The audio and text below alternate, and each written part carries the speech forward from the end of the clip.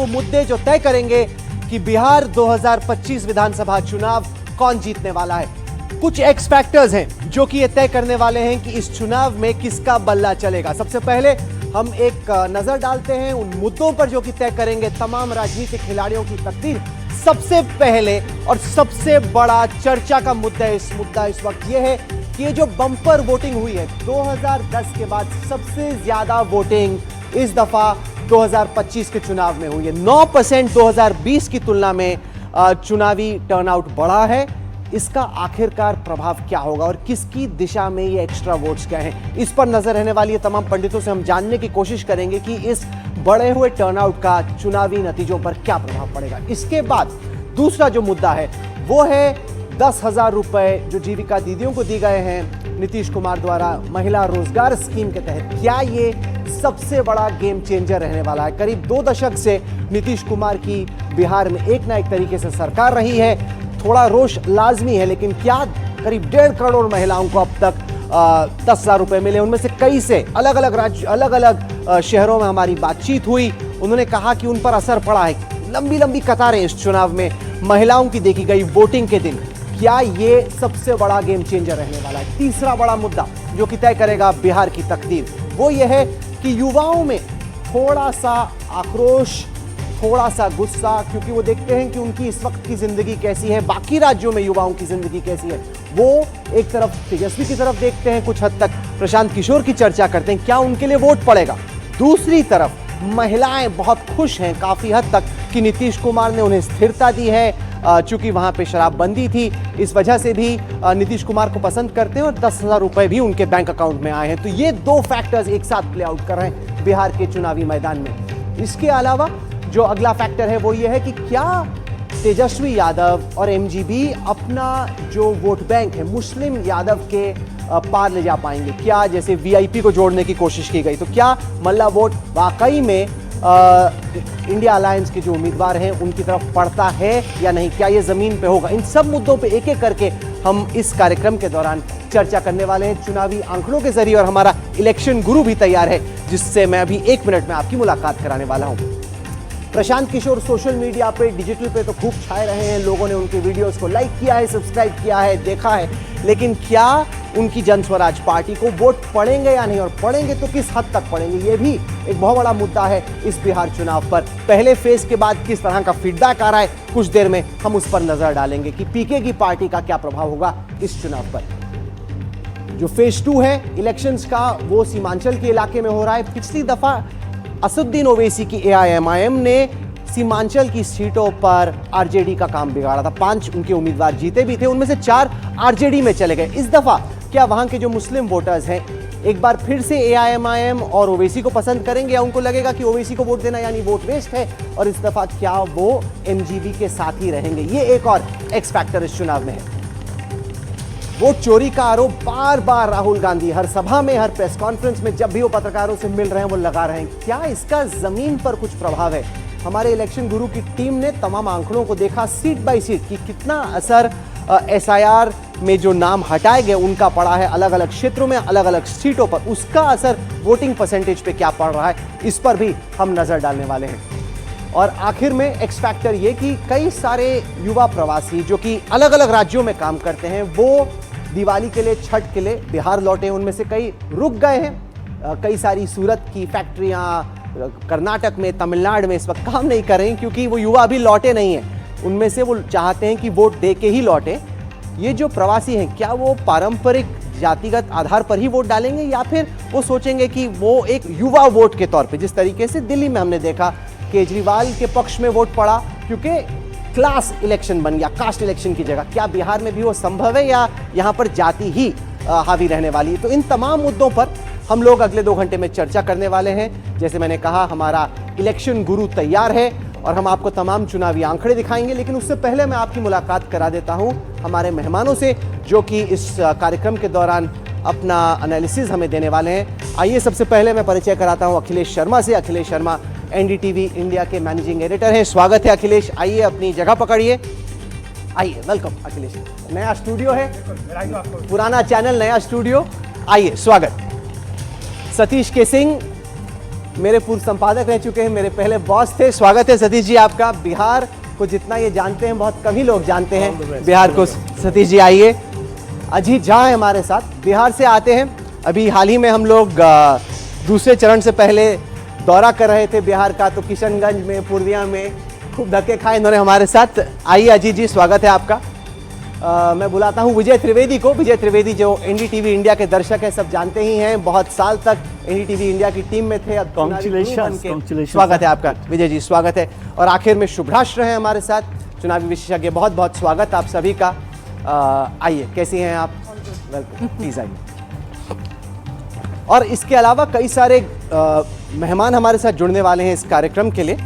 मैं सबसे पहले फोकस करना चाहता हूं कि जो बढ़ा हुआ टर्नआउट है उसका क्या असर पड़ेगा, क्योंकि बिहार में सबसे बड़ा इस वक्त जो विषय है जिस पे चर्चा हो रही है वो यही है कि अगर बम्पर वोटिंग हुई है तो उसके मायने क्या हैं। तो दो चीजें हैं जो हमें याद रखनी है। पहले तो ये कि वाकई में टर्नआउट बढ़ा है, लेकिन एसआईआर के चलते करीब 4% वोट, ओवरऑल वोट जो है वो कम भी हुए थे, क्योंकि करीब 4% ओवरऑल वोटर लिस्ट जो थी वो छठी थी, क्योंकि जो लोग डुप्लीकेट हैं या वहां नहीं रह रहे थे उनके नाम हटाए गए। 2020 के चुनाव में 56.2% वोट पड़ा था, वो बढ़कर जो इलेक्शन कमीशन के आखिर के आंकड़े आए उनके हिसाब से 56.1 पहुंच गए, यानी करीब 9% अगर वोटिंग बढ़ी है तो इसका फायदा किसको होने वाला है। जैसे मैंने कहा, जब आप इस 61% के आंकड़े को देखते हैं, याद रखिएगा कि एसआईआर के चलते 4% तो वोट कम ही हुआ था, क्योंकि इनके नाम हटके थे, वोटर लिस्ट से इन वोटर्स के नाम हटाए गए। तो ये जो इतनी बम्पर वोटिंग हुई है उसका क्या असर पड़ेगा, सबसे पहले इसी पर हम लोग चर्चा करते हैं। सतीश जी, आपसे शुरू करते हैं। आपको क्या फीडबैक आ रही है जमीन से?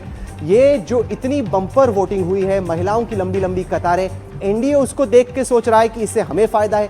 तेजस्वी से हमने बात की पूर्णिया में, उन्होंने कहा कि नहीं, ये युवा आ रहे हैं, हमें वोट दे रहे। तो 9% का फायदा किसको होगा सतीश जी? देखिए, फायदे की बात तो नहीं कहेंगे, दोनों अपने अपने दावे हैं, लेकिन 5 प्रमुख कारण हैं जिससे वोटर बढ़ा। क्योंकि पिछली बार जो है कोरोना के टाइम पे ये चुनाव हुआ था, उसके जस्ट बाद। दूसरा है कि आप देखिए तो मोबिलाइजेशन, जब 3 फोर्स हैं वहाँ, नया भी आ गया, पीके भी आ गया, तो मोबिलाइजेशन बहुत है। एक और जो बहुत बड़ा फैक्टर मेरी नज़र में है, मैं वहीं से हूँ, तो लोग को इस बार शंका थी कि मेरा वोट है कि नहीं, तो अपना पहचान स्थापित करने के लिए, सत्यापित करने के लिए भी लोग वोट देने आए। और एक और कारण जो है, देखिए 10,000 का तो फर्क तो पड़ेगा ही, और महिला युवा का तो फर्क पड़ेगा ही, ये मुख्य कारण है। और मैं समझता हूँ इसी कारण जो है ये एक दुविधा है, एक बहुत तरह का इसके ऊपर परत जम गई है कि आखिर लोग किसके लिए वोट देने आए हैं। मेरे ख्याल से सबके लिए वोट देने आए हैं, इसलिए कहना बड़ा मुश्किल है कि प्रवासी सिर्फ एनडीए के लिए आया या महागठबंधन के लिए आया, जन स्वराज के लिए आया। जी, वोटिंग तो खूब बढ़ गई है अजीत जी, लेकिन किसी को ये गारंटी के साथ मालूम नहीं कि वोट किसके बढ़ रहे हैं। और इसमें ख्याल इस बात का भी रखना है कि एसआईआर के चलते करीब 4% वोट कम भी हुआ था, वोटर्स की संख्या कम हुई थी, और इस वजह से भी लग रहा है कि ज्यादा वोटिंग हुई है। आपके हिसाब से ये जो बढ़ा हुआ टर्नआउट है, क्या संकेत दे रहा है? परंपरागत क्या होता है, जब टर्नआउट बढ़ता है तो ऑपोजिशन को, चैलेंजर को फायदा होता है। बट इस चुनाव में जब हम पूरा घूमे एक साथ बिहार, तो हमें लगा कि इसमें एंटी इनकम्बेंसी वोट है ही नहीं। इसमें वोट यदि है तो यंग वोट है चेंज के लिए, और साथ ही साथ महिला वोट है नीतीश जी के लिए। तो मुझे लगता है कि इसलिए इस बार जो वोट बढ़ा है वो दोनों तरफ से, नीतीश जी के लिए महिला वोट जो मैंने कहा, और जो जनरेशनल वोट है, हो सकता है वो 2-3 भाग में बट जाए, स्पेशली तेजस्वी जी के लिए, साथ ही साथ प्रशांत किशोर के लिए। फाइनली एक फैक्टर आपने जो कहा राहुल, कि डिनोमिनेटर को यदि काट दिया जाए तो टर्नआउट का जो इक्वेशन होता है कि number of votes polled divided by registered voters, तो रजिस्टर्ड वोटर्स कट गया तो न्यूमरेटर वैसे भी बढ़ जाएगा। तो थोड़ा कई सारे जिनके नाम थे वोटर लिस्ट में वो अब चूंकि नहीं है, इस वजह से लग रहा है कि टर्नआउट ही बढ़ गया है, लेकिन असल में ऐसा है नहीं। आइए देखते हैं कि किस सीट पर, कितनी सीटों पर कितना वोट का मत जो है वो बढ़ा है, क्योंकि बहुत अहम है ये अखिलेश देखना कि जो अगर आप देखें तो कोई भी ऐसी सीट नहीं है जहां पर वोटिंग परसेंटेज बढ़ा नहीं। सबसे पहले तो इस बात पे गौर कीजिए। दूसरा, अगर आप देखते हैं कि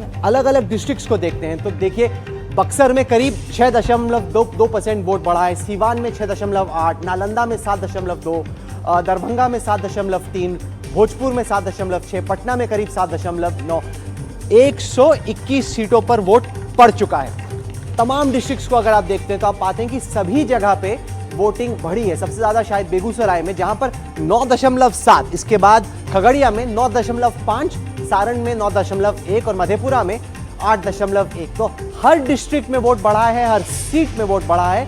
अब सवाल ये अखिलेश कि ये जो इतना वोटिंग परसेंटेज बढ़ा है, इसका फायदा किसको, नुकसान किसको? देखिए, परंपरागत रूप से माना जाता है राहुल की जब वोट बढ़ता है तो वो एंटी इनकम्बेंसी का वोट होता है, यानी सरकार के खिलाफ वोट दिया जाता है। लेकिन यहाँ पर सतीश जी ने जो फैक्टर बताए, मुझे लगता है कि सबसे बड़ा फैक्टर इसमें जो सबसे आखिर में उन्होंने बताया वो सबसे पहले आना चाहिए था कि महिलाओं ने बड़ी संख्या में वोट दिए हैं। हालांकि चुनाव आयोग ने अभी तक ये आंकड़े नहीं दिए कि पुरुषों की संख्या कितनी रही है, महिलाओं की संख्या कितनी रही है, लेकिन जो अभी प्राथमिक आकलन है वो ये बता रहा है कि महिलाओं ने करीब 8% अधिक वोट दिया है पुरुषों की तुलना में। तो ये अपने आप में एक बहुत बड़ा फैक्टर है और जाहिर सी बात है कि इसके लिए नीतीश कुमार की जो अपनी लोकप्रियता है, जो उनकी अपनी योजनाएं हैं, उनके चलते मुझे लगता है कि महिलाओं ने अधिक वोट दिया है। आइए एक परसेंटेज के तौर पे देखने की कोशिश करते हैं कि कितनी सीटों पर किस हद तक वोट पड़ा है, क्योंकि उससे थोड़ा अंदाजा होता है कि जो ज़्यादातर सीटें हैं उन पर औसतन कितना वोट पड़ा है। तो अगर हम लोग 0 से 2.5% पे देखते हैं तो आप पाएंगे कि अलग अलग कैटेगरीज की अगर आप सीटों को देखते हैं तो आप हर ही तरफ वोट एक एक करके बढ़ता जा रहा है। कोई भी सीट ऐसी नहीं थी जहां पर वोटों का जो आंकड़ा है पिछले चुनाव की तुलना में बढ़ा नहीं है। मैं जानना चाहता हूं शुभ्राष्ट्र से, क्योंकि महिलाओं का जो वोट है उसको लेकर नीतीश कुमार और एनडीए को लग रहा है कि उनको फायदा होने वाला है। क्या आपको लग रहा है कि महिलाओं ने बढ़ चढ़ कर दिया है, क्योंकि सभी पार्टियां दावा ठोक रही हैं कि हमारा वोट बढ़ा है? जी, मुझे लगता है जो अभी बात हो रही थी कि वोट किस बेसिस पे दिया जा रहा है, मुझे लगता है कि सिर्फ कंटिन्यूटी पे वोट नहीं दिया जाता, डिलीवरी पे भी वोट दिया जाता है। महिलाओं के केस में अगर हम देखें तो नीतीश कुमार जी की जो भी योजनाएं रही, जो भी फर्स्ट टाइम एडवांटेज के साथ उन्होंने नई नई स्कीम्स लॉन्च की, उसके साथ ही ये 10,000 रुपए का जो डीबीटी हुआ है उसको भी जोड़कर देखा जा रहा है। और जाहिर सी बात है कि जेडीयू ने जिस तरीके से कैंपेन किया है, जेडीयू की महिला प्रकोष्ठ की कार्यकर्ताओं ने जिस तरीके से जाकर कैंपेनिंग की है, उसमें बार बार इस बात को रेखांकित किया गया है कि ये संभवतः नीतीश कुमार का अंतिम चुनाव है और ये शायद महिलाओं की तरफ से नीतीश कुमार जी को क्या दिया जा सकता है उस रूप में कहीं ना कहीं इस कैंपेन की व्याख्या की गई है। आपकी राय में ये जो एक्स्ट्रा वोट पड़ रहा है, या लग रहा है कि पहले की तुलना में बहुत ज्यादा वोट बढ़ गया है, किसको फायदा होने वाला है इसका? देखिए राहुल, मुझे लगता है ये इलेक्शन तेजस्वी के साथ शुरू हुआ था और अब नीतीश कुमार तक पहुंच गया है। पहले तेजस्वी के इर्द गिर्द शुरू हुआ, महागठबंधन के एंटी इनकम्बेंसी को लेकर और एक युवाओं को लेकर जो बात शुरू हुई थी, और अब ये इलेक्शन पहुंच रहा है नीतीश कुमार जी तक। तो नीतीश कुमार जी तक पहुंचकर अब उसमें क्या क्या चीज़ कंट्रीब्यूट करती हैं। महिलाओं का कंट्रीब्यूशन तो सबसे ज़्यादा 8% के करीबन महिलाओं का वोट बढ़ा है। SIR को हम छोड़ दें, उसके अलावा भी तो 8% वोट, 10,000 रुपये, और वो जो ट्रेन्स दिल्ली से, बेंगलोर से, सूरत से, बड़ौदा से वोटिंग के समय तक पहुंची हैं, उसके पहले पहुंची हैं, और जो ट्रेन्स वापस नहीं आई छठ के बाद,